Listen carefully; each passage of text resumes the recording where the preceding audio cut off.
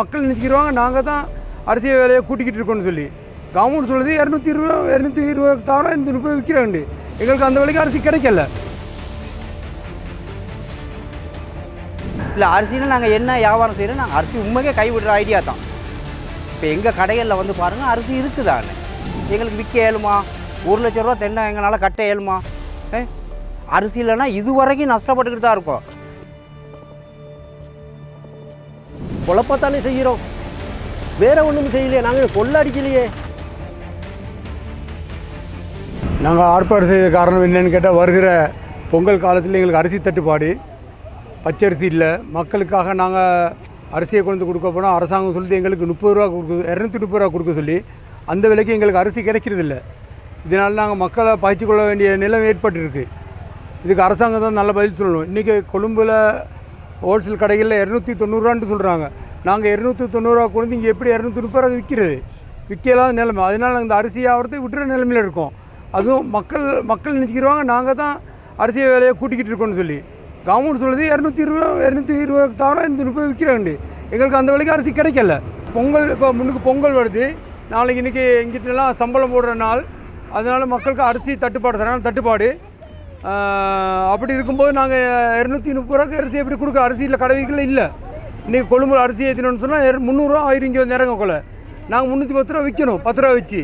அந்த நிலைமை இங்கே இல்லை. இப்போ அரசாங்கம் சொல்லுது நேற்று வந்து ப்ரைஸ் கண்ட்ரோல் சொல்லி நீங்கள் அரிசி 1 ரூபா கூட விற்று வச்சாலும் 1 லட்ச ரூபாலேருந்து 5 லட்ச ரூபா தென்னை அடிக்கிறேன்னு சொல்கிறாங்க. அப்போ நாங்கள் இந்த அரிசியை விற்கிறதா இல்லாட்டி நிப்பாட்டுறதா? இது சம்மந்தமாக அரசாங்கம் தான் நல்லா எங்களுக்கு முடிவு தரணும். இல்லை அரிசியில் நாங்கள் என்ன வியாபாரம் செய்கிறோம், நாங்கள் அரிசி உண்மைக்கே கைவிடுற ஐடியா தான். இப்போ எங்கள் கடைகளில் வந்து பாருங்கள் அரிசி இருக்குதானே, இருந்தால் ஒரு 500 கிலோ கூட இருக்காது. எங்களுக்கு அந்த அவங்க நேற்றெல்லாம் வந்து முந்தா நாள் வந்து கண்ட்ரோல் ப்ரைஸில் கடுமையான ஓனி எப்படி 131 ரூபாய்க்கு விற்றாலும் 231 ரூபாய்க்கு விற்றாலும் தக்க நடவடிக்கை எடுப்போம் அப்படின்னு சொல்லி கடுமையான ஆர்டர் கொடுத்துட்டு போயிட்டாங்க. எங்களுக்கு விற்க இயலுமா?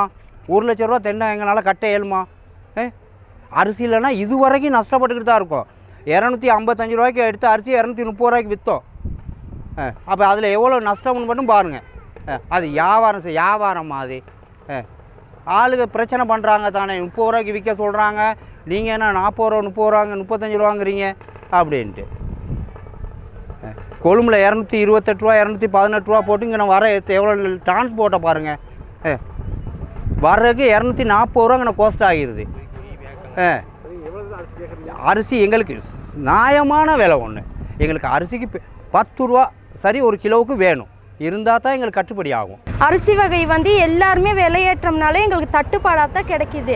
அவங்க சொல்கிற விலைக்கு வந்து எங்களுக்கு விற்கவும் இயலலை. அப்படின்னா எங்களுக்கு கொழும்புலேருந்து அரிசி கிடைக்க வர்றது வந்து அவங்க கண்ட்ரோல் ப்ரைஸை விட எங்களுக்கு அதிகமாக தான் டிரான்ஸ்போர்ட்லேருந்து அவ்வளோ கிடைக்கிது. நாங்கள் எந்த விலைக்கு விற்கிறது? மக்களுக்கும் சிரமம் இல்லாமல் எங்களுக்கும் நஷ்டம் வராமல் எதாக இருந்தாலும் அரிசிக்கு நல்ல அரசாங்கம் வந்து நல்ல ஒரு முடிவுன்னு சொல்லணும்னு சொல்லி நாங்கள் சொல்கிறோம். அரிசி வந்து எங்களுக்கு அந்த விலை கிடச்சா யாருக்குமே விற்க இயலாது. ஆளுங்க சொல்லுவாங்க எங்களை தான் கடையில் விலை வந்து கூட வச்சு விற்கிறாங்க அப்படின்னு. நாங்கள் எப்படி விலையை கூட வச்சு தான் விற்கிறதுக்கு இருக்குது? எங்களுக்கு வந்து அந்த விலைக்கு வந்து அரிசி வந்து கிடைக்கிறது இல்லை. அப்படி செஞ்சால் நாங்கள் எந்த விலைக்கு அரிசி விற்கிறது? அரசாங்கமும் யோசிக்கணும். அரிசி தர்ற இடத்துக்கு சரி அந்த கண்ட்ரோல் ப்ரைஸ் வந்து அவங்க சொல்லலாம், இந்த விலைக்கு நீங்கள் கொடுங்க அப்படின்னு அவங்ககிட்ட சொன்னால் கூட அவங்க வந்து என்னமாச்சும் ஒரு இதுன்னு செய்வாங்க தானே. எங்களுக்கு அரிசி கிடைக்கிற விலைக்கு வந்து எங்களுக்கு வந்து விற்க இயலாது. மேற்கொண்டு தான் அரிசிக்கு விலை வச்சு விற்க வேண்டி இருக்குது.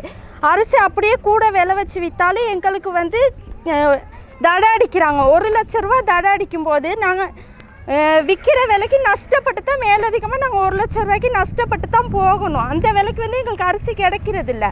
அரசாங்கம் தான் இதுக்கு ஒரு நல்ல முடிவுன்னு சொல்லணும். நாங்கள் வியாபாரம் செய்கிறதா இல்லையாங்கிற முறையில் தான் நாங்கள் இப்போ இருந்துக்கிட்டு இருக்கோம். என்னான்னு கேட்டால் எங்களுக்கு அரசாங்கம் வந்துட்டு கொள்ளுது, ப்ரைஸ் கண்ட்ரோல் வந்து சொல்லுது அரிசியை 230 ரூபாய்க்கு வில்லுன்னு. ஆனால் 230 ரூபாய்க்கு தான் எங்களுக்கு இறக்குமதியே செய்கிறாங்க. ஒன்றும் லொரிக்காரவங்க இறக்கும் பொழுது சரி ப்ரைஸ் கண்ட்ரோல் வந்து அவங்கக்கிட்ட கேட்கணும், ஏன் எவ்வளவுக்கு இவங்க முதலாளி மாளிகைக்கு எவ்வளோ கொடுக்குறீங்கன்னு. அப்படி கேட்குறதும் இல்லை. அவங்க வந்து இறக்குறாங்க, நாங்கள் வந்துட்டு விற்கிற நேரத்தில் எங்களுக்கு ஒரு கிலோவுக்கு 10 ரூபா சரி இல்லாட்டி போனால் எங்களுக்கு விற்க முடியாது. ஏன்னு கேட்டால் எங்களுக்கும் பொழப்பத்தானே செய்கிறோம். வேறு ஒன்றும் செய்யலையே, நாங்கள் கொள்ளடிக்கலையே. அப்போ மக்கள் நினைக்குது என்னன்னு கேட்டால் 30 ரூபா விலையை 40 ரூபான்னு கொள்ளை அடிக்கிறாங்கன்னு நினைக்குது. கொள்ளை அடிக்கிறதுக்கு இன்னைக்கு ஒரு 10 ரூபாயில் என்ன வாங்க முடியும்? கடைகள்லையும் சரி ஏழைகளும் சரி யாராவது எதுவாவது 1 ரூபா 10 ரூபா சாமான் என்ன இருக்குன்னு மட்டும் யோசிச்சு பண்ணி பாருங்கள்.